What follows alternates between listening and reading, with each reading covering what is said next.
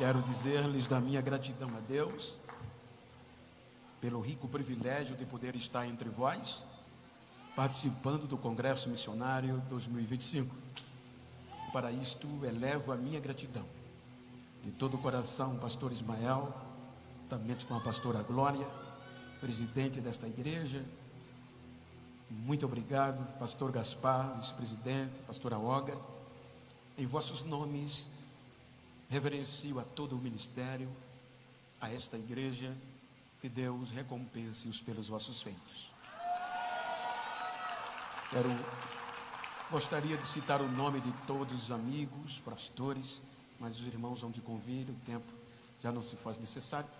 Mas eu quero agradecer ao pastor Samuel J. Marques, meu amigo, que me ligou o ano passado, juntamente com o pastor Ismael, que me ligou. Muito obrigado ao Senhor. Quero agradecer a Deus por me dar o privilégio. Estava dizendo, irmãos, que o que é que eu vou pregar agora? Eu vou só chorar.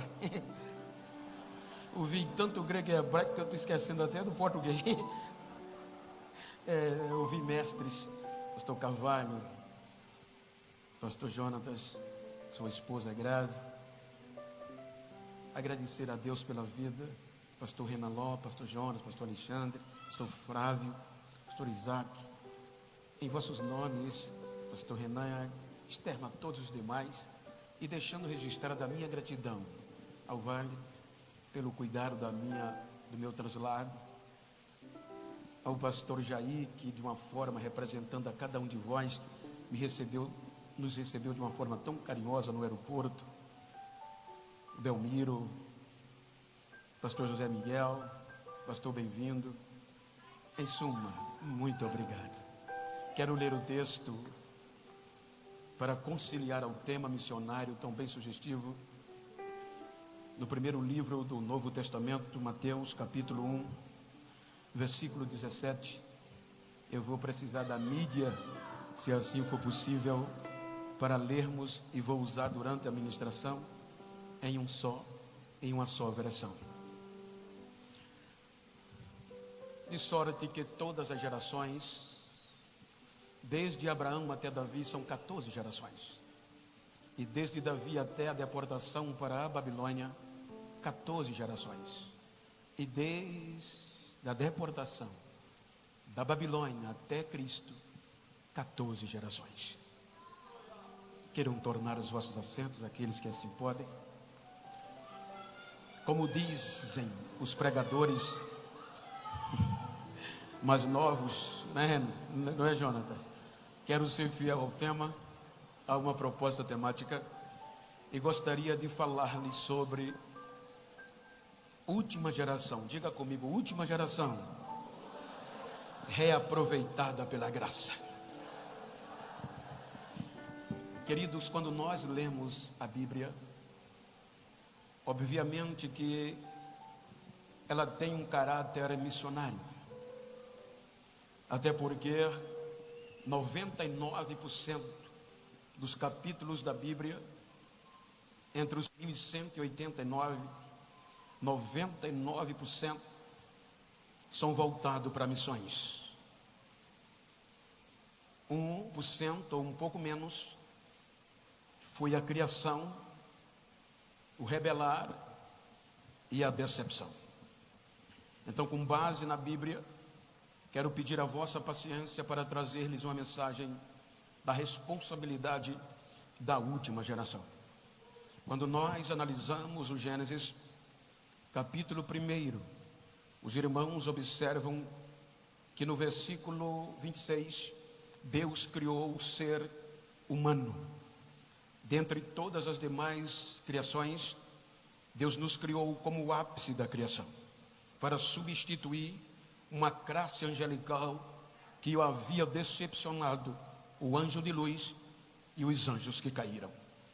Com base nisso, capítulo 2, versículo 8, nós vamos perceber que Deus prepara um lugar específico para este ser, lhe dar autonomia sobre todas as demais criações e coloca-o em um lugar, geograficamente falando, chamado Éden, aquele lugar se tornou um lugar de relacionamento entre o Criador e a criatura.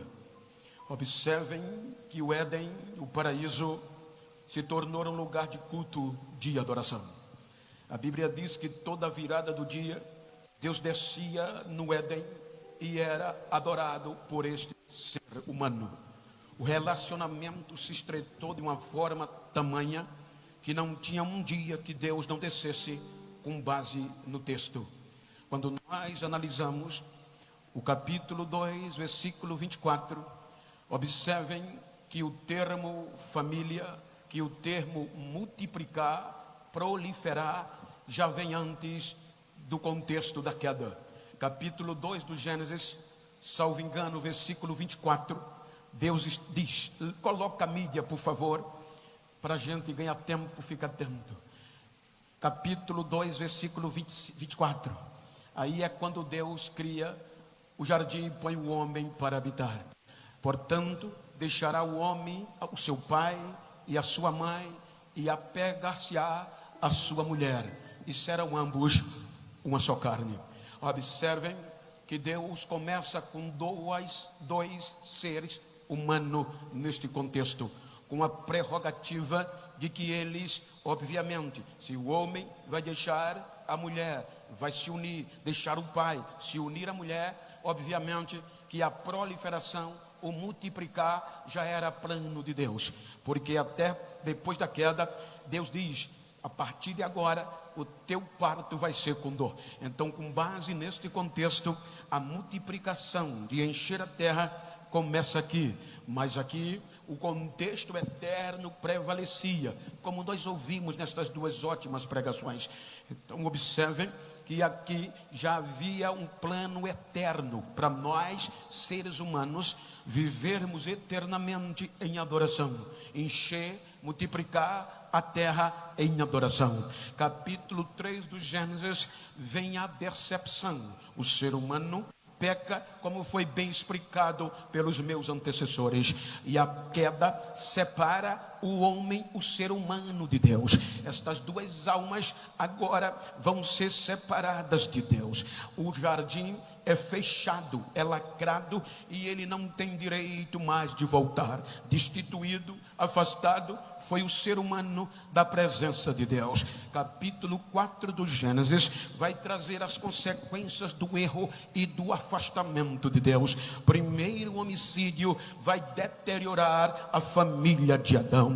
Capítulo 5 do Gênesis vai mostrar uma geração pecadora, uma geração não transformada de Sete. É quando o capítulo 6 vem e a epígrafe diz degradação geral do gênero humano. Então é quando Deus desce para observar o íntimo desta geração, e Deus diz que as intenções do seu coração é má em todos os seus desígnios. Então diz a Bíblia que agora vem o juízo, e Deus se arrepende de nos ter criado e de nos haver feito. Então Deus diz, vou dar fim. Então é quando a graça vem mais uma vez. A graça já poupou Adão da destruição, quando Deus o veste de uma pele. Agora Deus sanciona que vai desistir do ser humano. O pecado abundou e cresceu. Então Deus disse, vou dar fim. Quando Deus assina a destruição, não era para nós estarmos aqui. Em todos os continentes a destruição era total, mas quando Deus assina, ouvimos uma aula, a graça vem, e a Noé achar graça aos olhos de Deus. Pela graça Deus poupa 8 almas. Vem o dilúvio no capítulo 7 e deteriora no contexto humano. Só 8 almas sobrevivem. Capítulo 8 do Gênesis traz o recomeço pela graça. As águas baixam, e quando elas baixam, então Deus tira Noé e sua família da arca. Começou com 2 a decepção, agora vai recomeçar com 8 almas. Capítulo 9 do Gênesis, então Deus vem devolver o direito de governo que Adão perdeu. Deus diz, capítulo capítulo 9 do Gênesis, versículo 1 e 2. Deus vai devolver e vai repetir o direito de multiplicação e de crescer. Gênesis capítulo 9, versículo 1 e 2. Por favor, me ajuda aí por causa do tempo. Então Deus vem e vai pedir para que esta geração do recomeço multiplique, prolifere, sejam fértil e enche a terra. E eu trarei o temor de todo animal, de toda ave, de todo réptil sobre vós. Então o mesmo direito que Adão tinha de dominar, então Deus dará agora às 8 almas do recomeço. Toda a terra está submissa a esta geração. Capítulo 10 do Gênesis, origem da raça humana, do contexto humano. 3 viés, ou seja, Sem, Cã e Jafé. Agora vem os semitas, canitas, jaftitas, dando origem à raça humana nesse recomeço. Capítulo 11 tinha uma ordem de se espalhar, multiplicar e encher a terra. Mas diz a Bíblia que eles não querem se espalhar, querem criar uma torre, uma cidade cujos prédios, digamos assim, alcancem os céus, para eles não se espalharem. Então Deus vem e decepciona, porque o coração desta geração é má em seus desígnios. Então Deus vem e os confunde pelo seu espírito, e eles saem confundidos. É aqui que começa a visão do tema. A partir daqui, contextualizando os gentios, todos estes povos, agora adiantando o contexto, vão se amotinar. A palavra amotinar no Salmo, no nosso vocabulário português, é rebelar-se, revoltar-se contra Deus, e saem espalhados, cada um com um dialeto, cada um para um continente. As 3 nações, jafitita, canitas e semitas, se espalham para a terra, confusas, revoltadas e rebeladas contra Deus. Tempos passam e não tem adoração, não tem culto, não tem relacionamento da geração do recomeço com Deus. Aí vem o capítulo 12, aí Deus vai no meio desta geração semita e vai trabalhar de um projeto missionário transcultural. Veja que quando Deus chega no capítulo 12, me permita rapidez, que eu estou preocupado com a hora. Para um bom entendedor, precisamos terminar cedo. Então capítulo 12, versículo 1, olha o que Deus diz.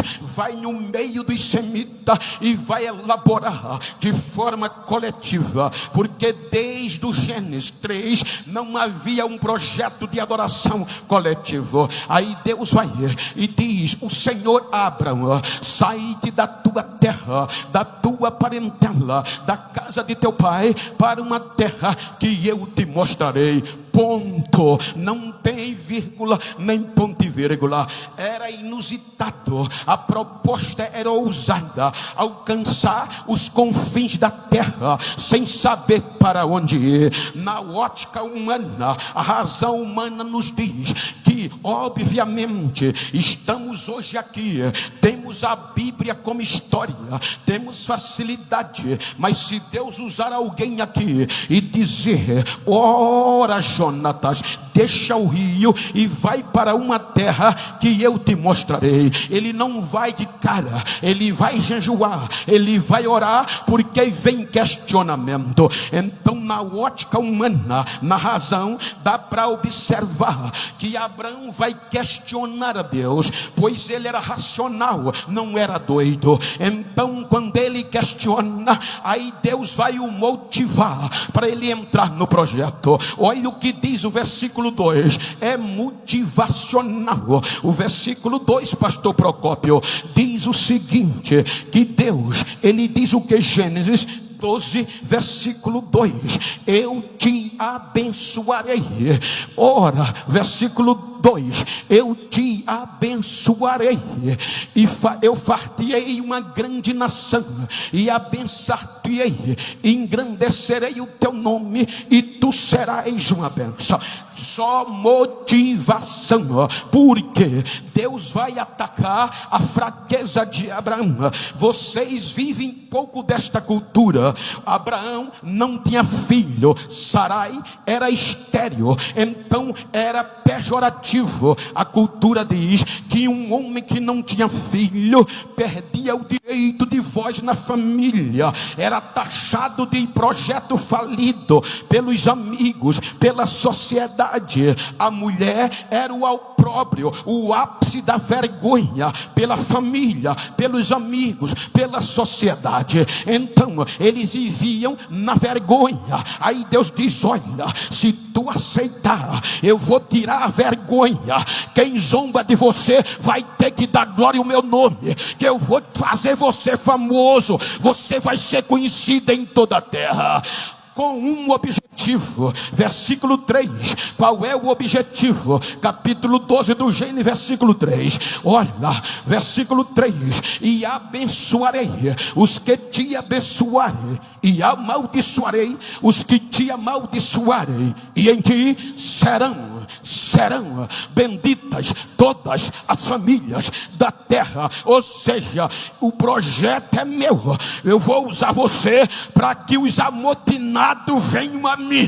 Eu vou retrazer de volta todas as famílias que se perderam e se rebelaram.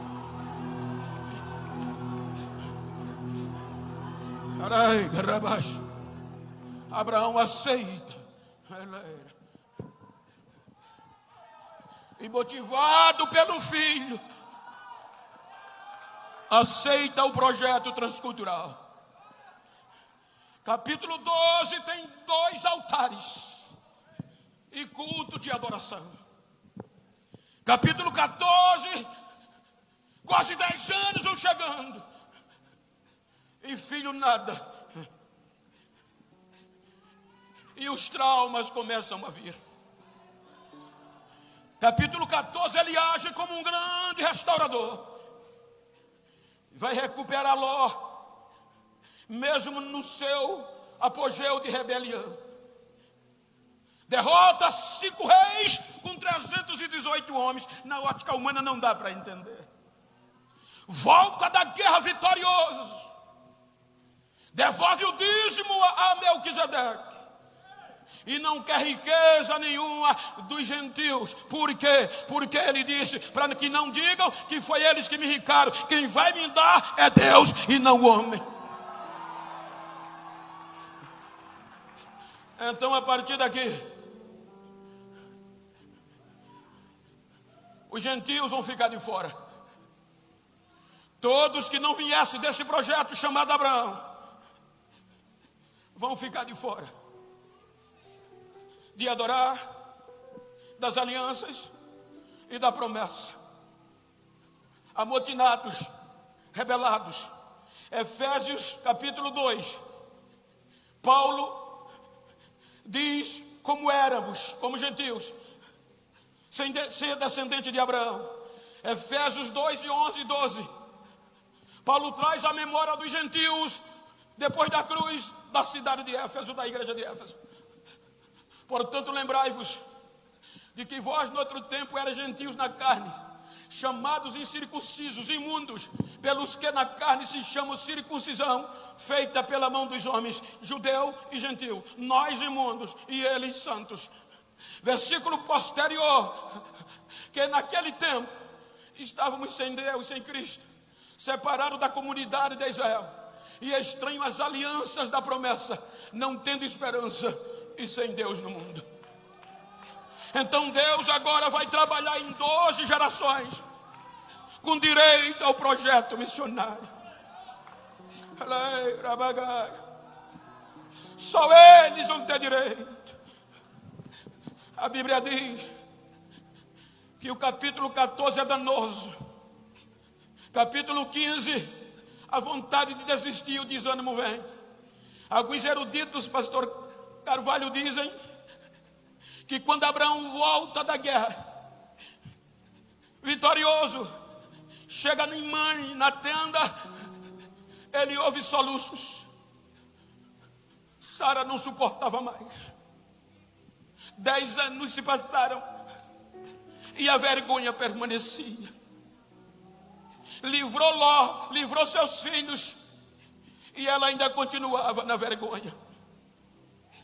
Ele ouve o choro, e Sarai tinha razão. Ele se enclausura e não quer sair da tenda. Aí é por isso que vem o capítulo 15 que diz, depois dessas coisas, do capítulo 14, capítulo 15, por favor, e segura nele. 10 anos se passaram. Abraão desanima, a fraqueza vem. O projeto parece que não vai andar, mas o dono do projeto vem a ele numa visão. Depois dessas coisas veio a palavra do Senhor a Abraão em visão, dizendo: não tenha medo, não temas, Abraão. Eu sou o teu escudo, o teu grandíssimo galardão. Mas aí a dúvida vem, pastor. Pela primeira vez em 10 anos ele vai questionar e vai dizer: mas como, Deus? Versículo 2. Então disse Abraão: Senhor Deus, que me has de dar? Pois ainda ando sem filhos, e o mordomo Eliezer é o único que parece que vai herdar. Passa o versículo, só para você ver que é bíblico. Disse mais Abraão: eis que não me tens dado filho. Ou seja, o Senhor se esqueceu do que me prometeu. E eis que o nascido da minha casa será o meu herdeiro. Ponto. Aí vem Deus no diálogo. E eis que veio a palavra do Senhor a ele dizendo: este não será o teu herdeiro, mas aquele que de tuas entranhas sair, este vai ter o teu herdeiro. Olha o próximo versículo, parte A. Então o levou fora e disse: olha agora para os céus. A crise estava tão grande que Abraão não teve coragem de sair da tenda. Mas Deus arranca ele: vem para fora, que eu vou mostrar algo sobrenatural. Olha para o céu. E pelo contexto bíblico, este diálogo foi de dia, porque vê uma coisa, o diálogo abre, versículo 12, parte primeira, versículo 12, o diálogo vai terminando, e pondo-se o sol só se põe no final do dia. Versículo 17, por favor. E sucedeu que posto o sol vai terminar. Isso implica dizer, segundo alguns eruditos, que Deus mostrou estrela de dia para Abraão, para renová-lo. Porque para contar estrela, ver estrela de noite, eu fiz isso quando não era crente. Para contar estrela de noite, qualquer um pode ver. Mas para ver estrela de dia, brilha mais do que o sol, só para quem tem chamada, só para quem Deus tem compromisso. Então diga para quem está ao seu lado: Deus é capaz de fazer estrela brilhar mais do que o sol, só para não desistir de você e renovar a tua chamada.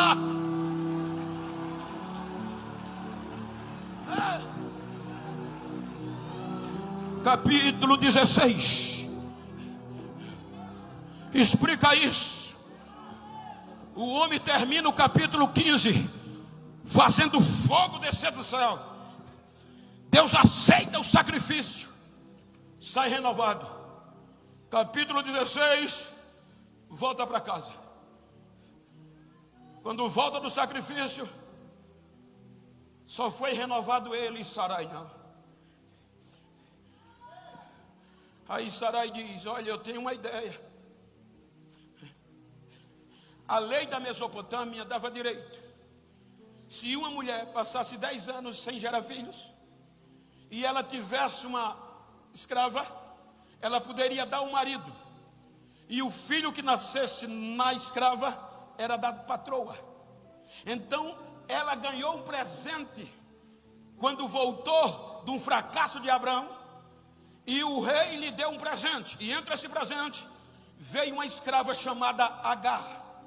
Veja que Agar vai entrar no projeto no último nível da história, escrava. sem direito, sem salário, sem direito de questionar.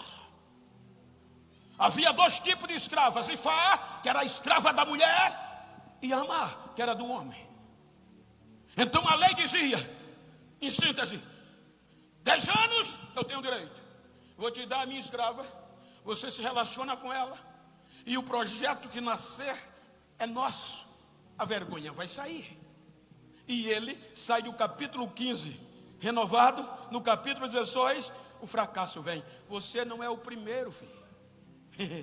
O pai da fé vacilou também, mas Deus não desistiu. Então agora ele tem relacionamento com Agar. E quando Agar percebe que está grávida, ela esquece que é Zifá, porque agora já tem direito de concubina. Aí ela vai medir esforço com a patroa. Ela não vai mais obedecer Sarai. Aí Sarai já começa a desistir do projeto. Gênesis 16, versículos 5 e 6. Leia comigo, participe. É um congresso de missões. 1, 2, 3. O meu agravo seja sobre ti. Vendo ela, sou menosprezada, e o Senhor julga entre mim e ti. Olha o que é que Abraão diz. E disse Abraão a Sarai: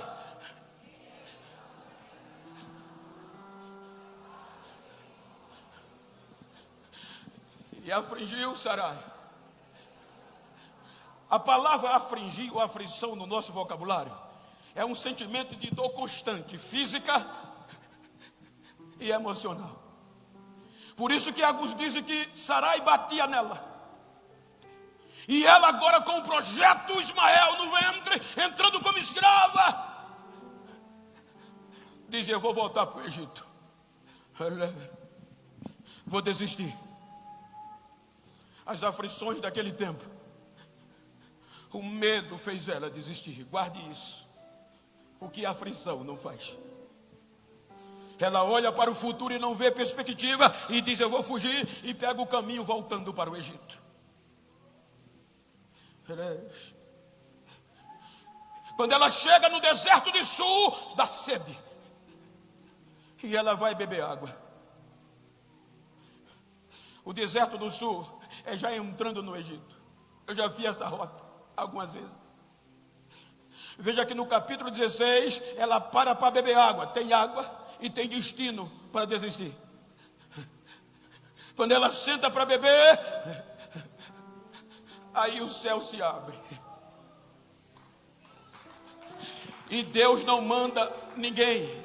Teofanicamente, o anjo do Senhor, o próprio Deus. E quando ele vem, sabendo que ela estava no último grau da sociedade, era escrava, ele não a chama de escrava, ele chama pelo nome: Agar! De onde tu vens? Para onde vais? Estou fugindo da minha senhora. Volta. Te humilha diante dela, porque o projeto que está no teu ventre, eu também vou fazer grande. Vou fazer dele uma grande nação. Eu perguntei ao mestre, para ter mais segurança: Agar e Ismael é símbolo dos gentios também. Deus já estava de olho. Ela volta. Como Sarai só tinha aquele projeto, aceita de volta. Ismael nasce sem destaque, só era ele que tinha. Quase 13 anos se passam. Aí vem o capítulo 17. Aí Deus desce e diz: Abraão, anda na minha presença e ser perfeito. Olha o que Deus faz. Eu não vou desistir de você, mas eu vou renovar a aliança que eu fiz. E eu vou mudar o teu nome de Abrão para Abraão, pai de uma grande multidão. Agora eu vou renovar Sarai também. Vou mudar o nome dela. Sarai não é mais Sara, mas será Sarai. Não será mais Sarai, mas Sara, mãe de uma grande multidão. Termina o capítulo 17 renovado. Vem o capítulo 18. Aí o escritor faz questão de verbalizar. Abraão ficou velho. No original, andropausa no nosso vocabulário. Não tem mais potência para gerar filhos. Sarai, que já tinha o útero fechado, patologicamente, perdeu o costume das mulheres. Menopausa, não engravida mais. Agora, não há mais perspectiva. Mas olhe para quem está ao seu lado e diga: vai dar tempo, vai dar certo, e vai ter festa.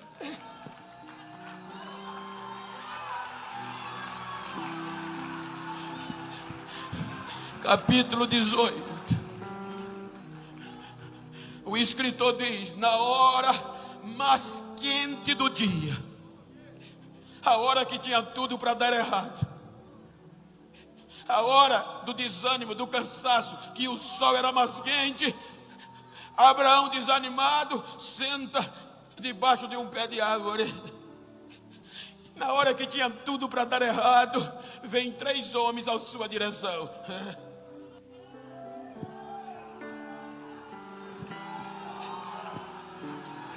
Diga: o projeto é de Deus. Nem a quintura do sol é capaz de fazê-lo desistir.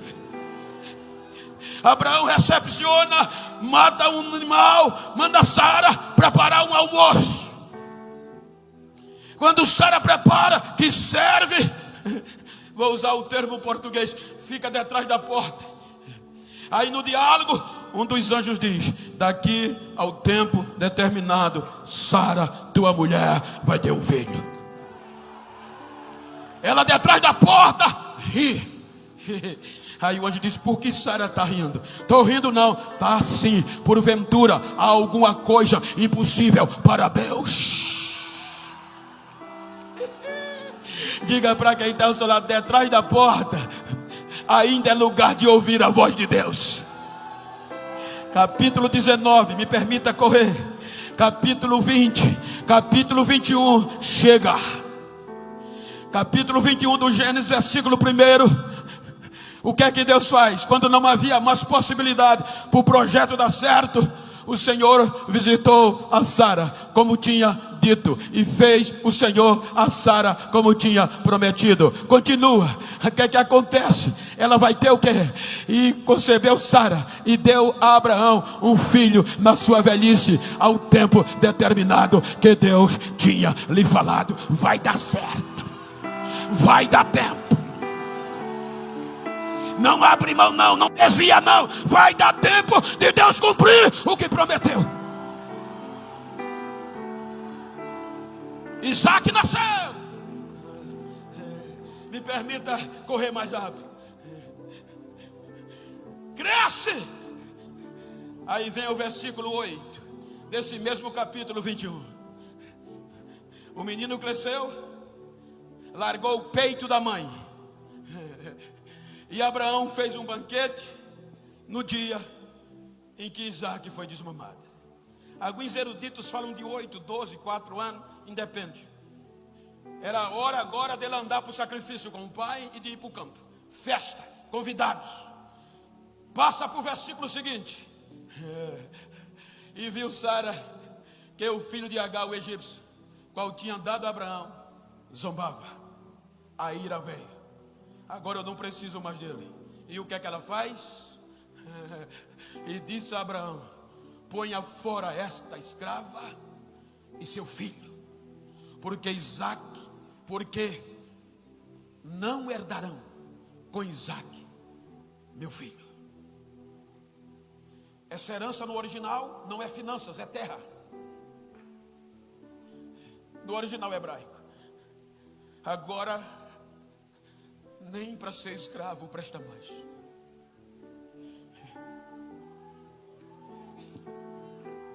entra na história no mais baixo nível.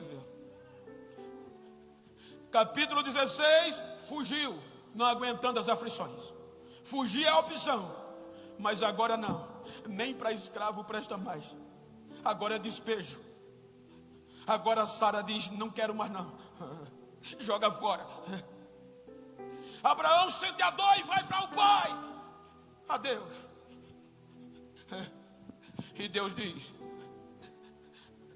faça o que Sara disse, pode jogar fora.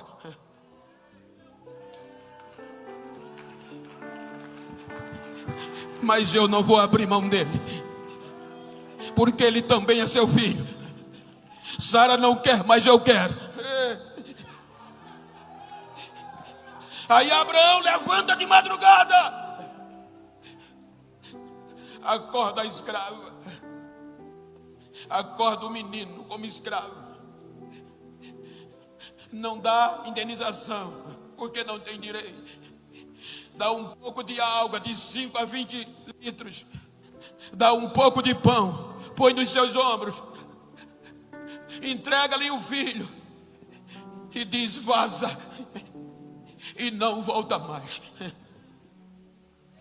No capítulo 16 ela foge. O escritor coloca rota, coloca endereço. Mas no capítulo 21 é despejo. Ela não tem para onde ir. Ela entra no deserto de Berseba, errante, sem ter caminho definido,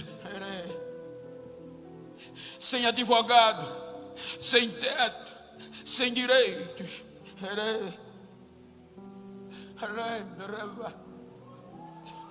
A água vai se acabando, o pão vai se acabando, os lábios do menino vai secando, os passos vão diminuindo. Chega debaixo de um pé que não é fácil encontrar no deserto, a não ser a cássia ou busto, o espinheiro. Debaixo de um pé desses arbustos, o menino não tem mais força. Últimos suspiros, ela joga ele debaixo do arbusto e sai voltando cerca de 30 metros de ré, com um objetivo: para não ver o menino morrer. Nos últimos suspiros, a graça não vai em Canaã, a graça entra no deserto de Berseba, para reaproveitar o que foi descartado por Sarai, ou por Sara, e grita a Deus, o próprio Deus: agora volta, levanta o menino, pega ele pela mão, que eu vou fazer dele um grande projeto, uma grande nação. Se ele não presta para Sara, mas vai prestar para mim. Se ele não tem direito à herança, deixa a herança dele comigo. Ela levanta o menino. Quando ela levanta o menino, já nos últimos suspiros, aí Deus abre um poço no deserto, fortaleça o projeto e dá água de beber ao menino.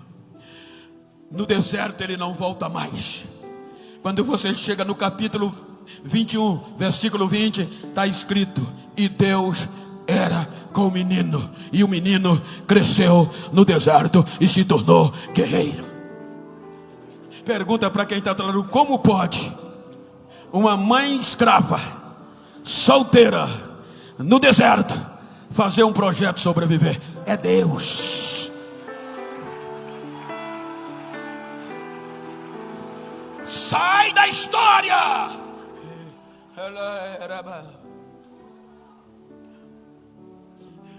Aí Deus vai trabalhar no projeto original.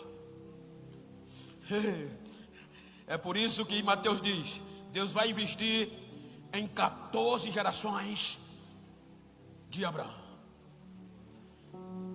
Abraão gerou Isaac, Isaac gerou Jacó.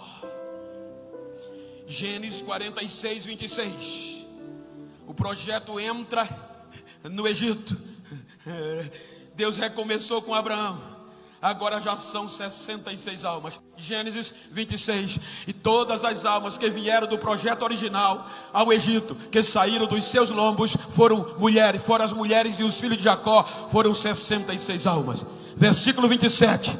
Comparando, incluindo José, Manassés e Efraim e o próprio Jacó, 70 almas. O projeto missionário entra no Egito.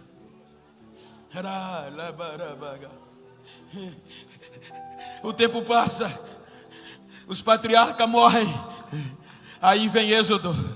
No Êxodo, aí Deus vai arrancá-lo de lá, e já eram milhares. E qual é o propósito de Deus? Vou levar o meu projeto para o meio da terra, para o Mediterrâneo. Aí Deus vai fazer alianças. Êxodo 24, o qual a gente estava fora, o sangue de animal. Deus vai fazer promessa. Agora é aliança.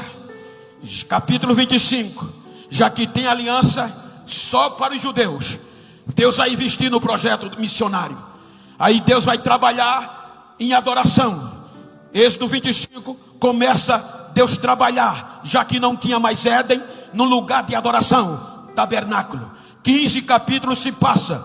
Êxodo 40, Moisés, Êxodo 40, versículo 33, Moisés termina a obra do tabernáculo. Gênesis, Êxodo 40, versículo 33, para dar base bíblica. Levantou também o pátio ao redor do tabernáculo e do altar, e pendurou a cortina do pátio, Assim Moisés acabou a obra. Quando Moisés acaba a obra, a igreja tem igreja agora, vai ter adoração. Versículo 34, fizeram um culto, e o que é que acontece? A nuvem de Deus desce na terra de novo, e a congregação é cheia, e a glória de Deus enche o tabernáculo. Versículo 35, a glória foi tamanha que Moisés não podia entrar na tenda, porque a glória tomou o lugar. Tem adoração. E Deus diz: Israel é minha oliveira, oliveira verde. Por quê? Produtiva. Onde planta, dá fruto. Aí Deus disse: vou plantá-la no meio da terra, para que todas as nações vejam que fui eu que plantei. Isaías 41, 19 e 20. Por favor, leia a igreja. O que é que Deus faz? O objetivo de Deus. Isaías 41, 19.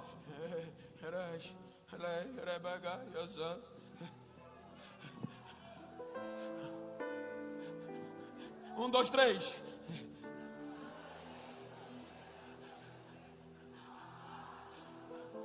E há,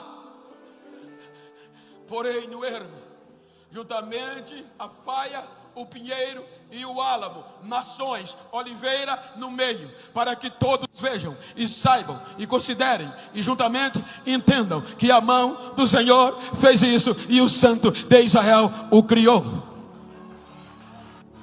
Aí Moisés vai tirar o povo do Egito. Aí Deus vai investir pesado, porque diz que Jacó gerou Judá, Judá a Perez, Perez a Esrom, Esrom a Arão, Arão a Aminadab, Aminadab Naasson, Naasson a Salmão, Salmão a Boaz, Boaz a Obed e Obed a Jessé. 14 gerações de Abraão até aqui. 14 gerações decepcionam, perde o foco e vão terminar. 1 Samuel capítulo 4, versículo 21 e 22. Que é que diz? Que as 14 primeiras gerações decepciona. 4. E chamou o menino Icabote, que quer dizer o quê?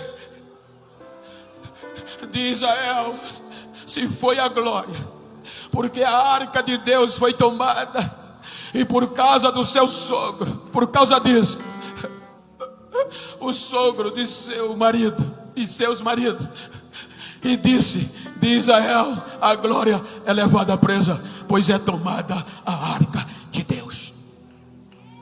14 primeira geração perdeu a presença. Em um projeto missionário pode ter dinheiro, pode ter oferta, pode ter glamour, mas se a presença de Deus não tiver,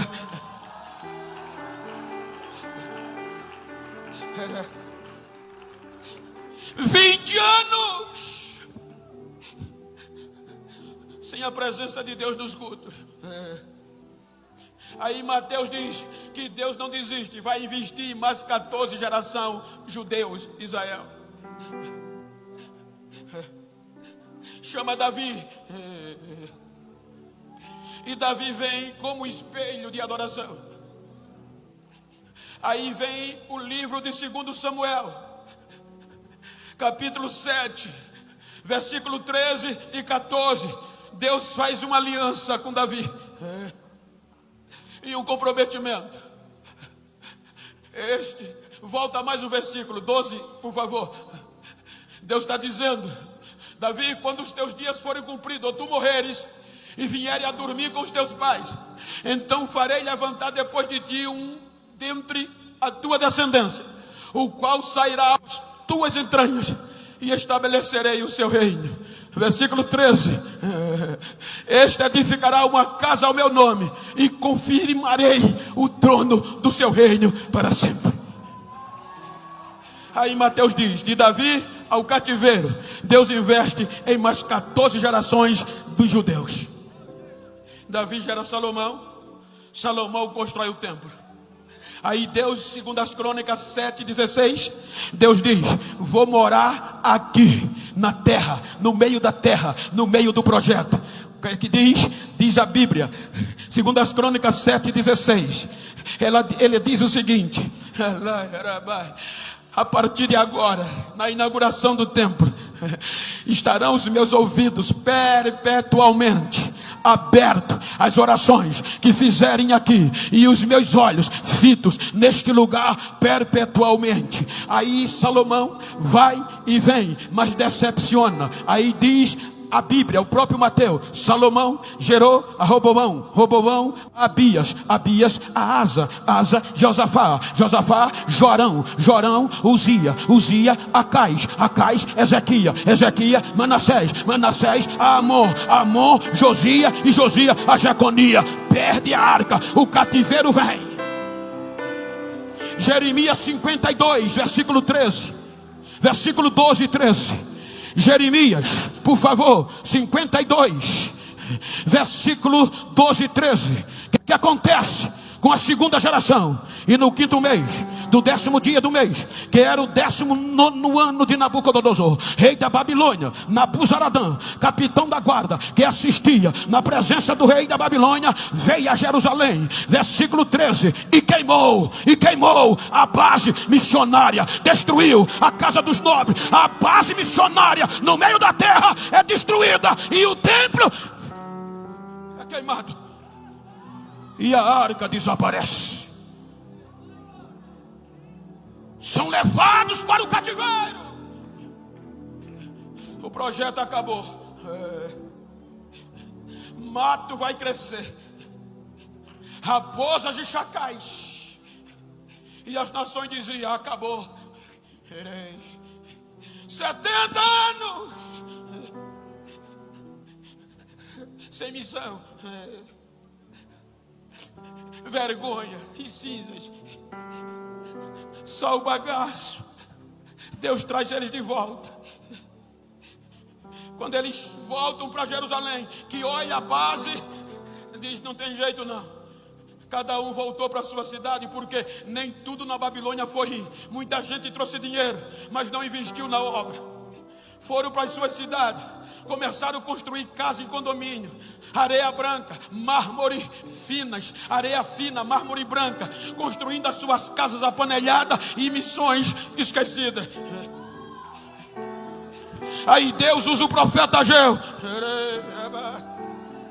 E o profeta Ageu não vai falar para o povo: Ageu, diz a Zorobabel, diz a Saltiel e Josué, o sumo sacerdote, esforce e diga que chama o povo para recomeçar a obra. Aí Ageu diz: Saltiel, Zorobabel, Josué, Deus está mandando recomeçar, porque Ele vai fazer estremecer as nações, porque dele é a prata, dele é o ouro, e Ele tem uma aliança com vocês, e por causa dessa aliança, a glória da segunda casa vai ser maior que a da primeira.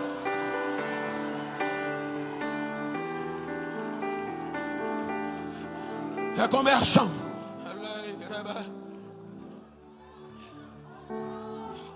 Aí Mateus diz: depois da deportação da Babilônia, Deus investiu em mais 14 gerações. Recomeçaram e não foram mais os mesmos. A corrupção tomou conta. Aí Mateus diz: depois da Babilônia, Saltiel gerou a Zorobabel, Zorobabel a Abiúde, Abiúde Eliaquim, Eliaquim a Azor, Azor a Aquim, Aquim Eliúde, Eliúde Eleazar, Eleazar a Matã, Matã a Jacó, e Jacó a José, que foi marido de Maria. Aí neste período, aí vem Lucas, capítulo 1, versículo 30. Lucas 1, 30 a 33. É neste período que o anjo Gabriel vai a Nazaré. Então disse o anjo a Maria: Maria, não temas, achaste graça diante de Deus no teu ventre. Eis que em teu ventre conceberás e darás à luz um filho, e chamarás o seu nome Jesus. Ele será grande e será chamado Filho do Altíssimo, e o Senhor Deus lhe dará o trono de Davi, seu pai, e seu reino não vai ter fim, não vai ter fim, não vai ter fim.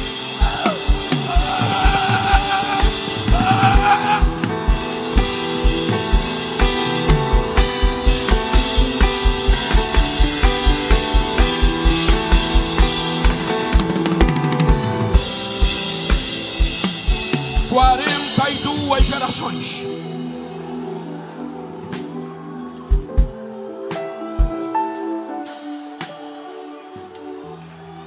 Aí vem João. A crise estava feia, corrupção total, mas tinha um crente velho chamado Simeão, que no meio da crise dizia: Senhor, deixa eu morrer não, sem ver a glória voltar para Jerusalém. Ele nasce, 8 dias, circuncida. Terminou a purificação de Maria, parece 40 dias. Aí Maria pega o menino e vai cumprir o que Ageu profetizou.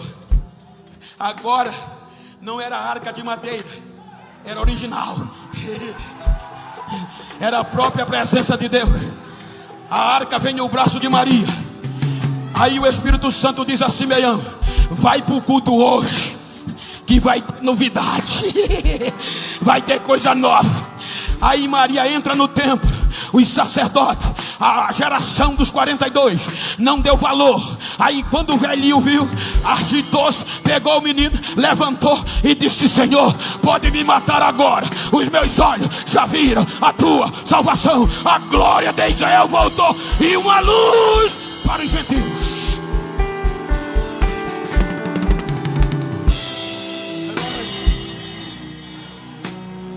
João capítulo 1, entrando na reta final. Evangelho de João 1:11. Ele veio, e os seus.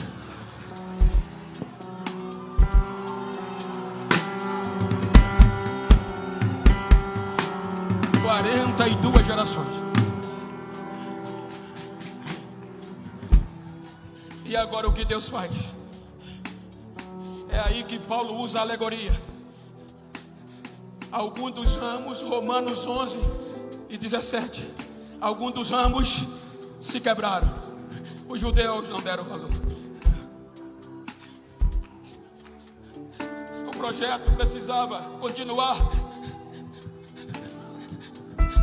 produzindo, mas os ramos da oliveira quebraram. Não a oliveira, os ramos, Israel.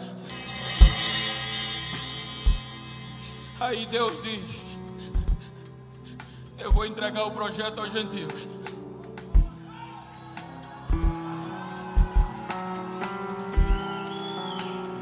Romanos 11, 24. A natureza disse: não vai dar certo. Aí, com base no texto, dando vida, aí Deus chama a natureza que rege todas as coisas e diz: os ramos da oliveira verdadeira se quebraram. E o projeto tem que continuar reproduzindo. Já investi em 42 gerações. Eu agora vou usar o zambujeiro. Aí a natureza diz: mas o zambujeiro não produz, Senhor. A oliveira verde é tratada, podada e produz aonde planta. O zambujeiro cresce silvestremente. Ninguém poda, ninguém cuida. Quando dá fruto, nem azeite tem.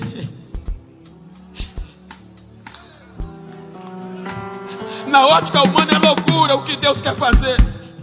Eu trabalhei 40 anos com agricultura. E o enxerto, para um agricultor inteligente, se esta árvore, que era a oliveira, parou de produzir, o enxerto não é para produzir, é para reproduzir e multiplicar. É a proposta de Deus no começo da terra. Então qualquer empreendedor, ele jamais pega uma árvore que não dá fruto, mesmo que seja parecida, da mesma espécie, mas não frutifica, e enxerta na que parou de produzir. Não vai dar certo. Ele tem que pegar uma árvore mais produtiva do que essa e enxerta nela. A natureza diz: o jambujeiro não produz, nem para pegar fogo presta. Aí Paulo, Romanos 11, 24. O que é que ele diz? Romanos 11, 24. Porque se tu foste cortado da oliveira brava, e contra a natureza não aceitava que a gente entrasse.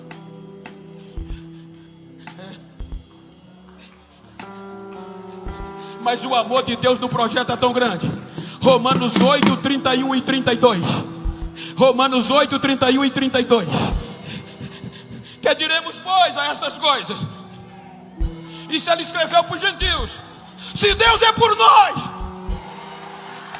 Versículo 32. Aquele que nem mesmo a seu próprio filho poupou, antes o entregou por todos nós, como nos dará também com ele todas as coisas? Para a gente entrar, a gente precisava ser adotado e ser enxertado na descendência de Abraão. Por isso que Mateus 1:1 está dizendo: geração de Jesus Cristo, filho de Davi, filho de Abraão. Ele traz o DNA. Aí Deus, eu vou parafrasear, entrega Jesus por nós. Aí vem o Salmos 2, 7 e 8. O que é que diz o Salmo 2, 7 e 8?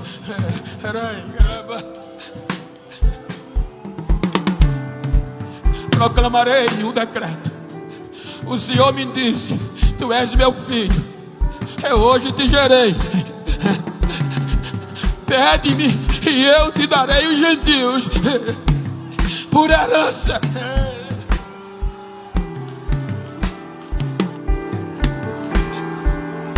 E eu vou dar os fins da terra como a tua possessão. Pede-me.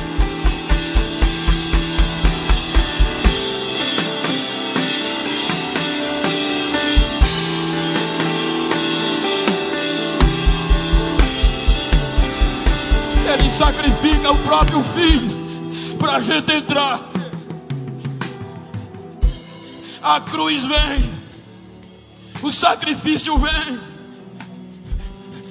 chicoteado, dilacerado, mas sem pecar, por amor a nós, morre, Terceiro dia, quando o inferno, os reis, os governantes se ajuntaram contra o Senhor e contra o seu ungido, a notícia veio: ele morreu. Mas na manhã do terceiro dia, Maria Madalena, as mulheres vão ao sepulcro e só estão os lençóis. Os anjos vêm: mulheres, porque procura entre os mortos aquele que já voltou a viver. Ele não está mais aqui, ele já ressuscitou.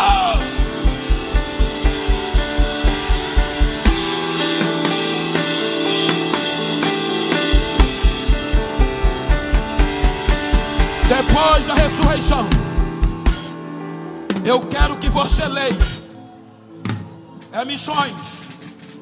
As duas cartas são para os gentios. Éfeso, a gente leu Paulo dizendo que naquele tempo estávamos sem esperança, sem Deus e sem esperança no mundo. Mas agora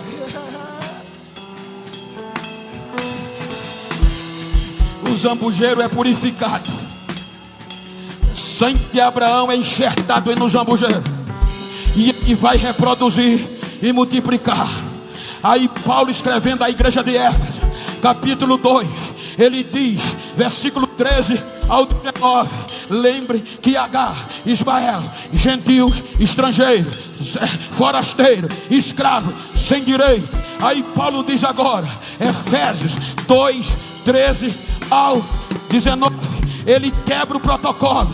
Jesus quebra a inimizade, mas ele diz: mas agora, para nós gentios, agora em Cristo Jesus, vós que antes estavas longe, já pelo sangue de Cristo chegasse perto, vai passando, porque Ele é a nossa paz, o qual de ambos os povos fez um, e derrubando a parede da separação que estava no meio, na sua carne desfez a inimizade, isto é, a lei dos mandamentos, que consistia em ordenança, para criar em si mesmo dos dois um novo homem, fazendo a paz. Versículo 16, corre: e pela cruz reconciliar ambos com Deus em um corpo, matando com ela a inimizade. 17, que aquele diz: e vindo, ele evangelizou a paz a vós que estava longe e aos que estavam perto. Porque, Pai, passa, porque por ele ambos temos acesso ao Pai em um mesmo Espírito. 19, sendo que agora já não somos estrangeiros nem forasteiros, somos concidadãos dos santos, da família de Deus. Nós entramos como filhos.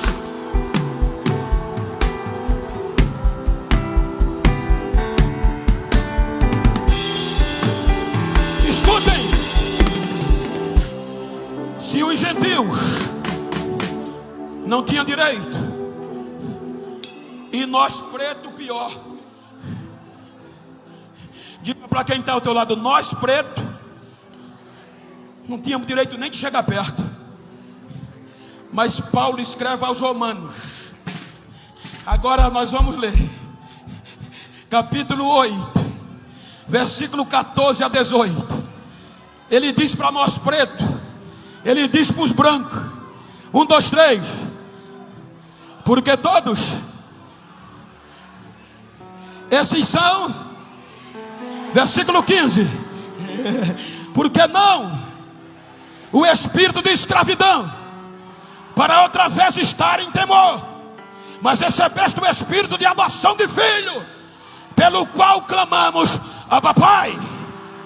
16, o próprio Espírito testifica com o nosso espírito que somos filhos de Deus. Lembra o que Sara disse? Ismael não vai herdar. Mas agora o que é que Jesus faz? Passo para o 17. E se nós, vai ler com voz alta, mas se nós somos logo verdadeiramente herdeiro de quem? E co-herdeiro de quem? Se é certo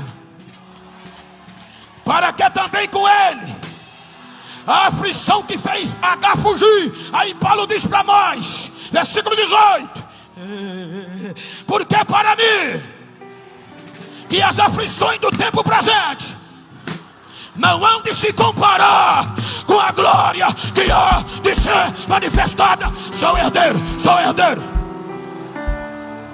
Bate no peito aí, bate no peito. Olha para quem está ao teu lado e diga: não sou mais escravo, sou filho, sou herdeiro. Tenho direito, tenho direito, tenho direito, tenho direito. Sara despachou, Sara despejou, mas Jesus nos deu o direito do projeto.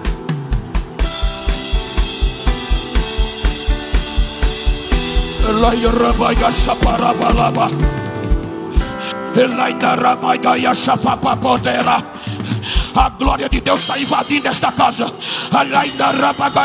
A pedra de fogo que está queimando aqui, eu recebo autoridade. Recebe aí, recebe aí, recebe aí na galeria. Agora!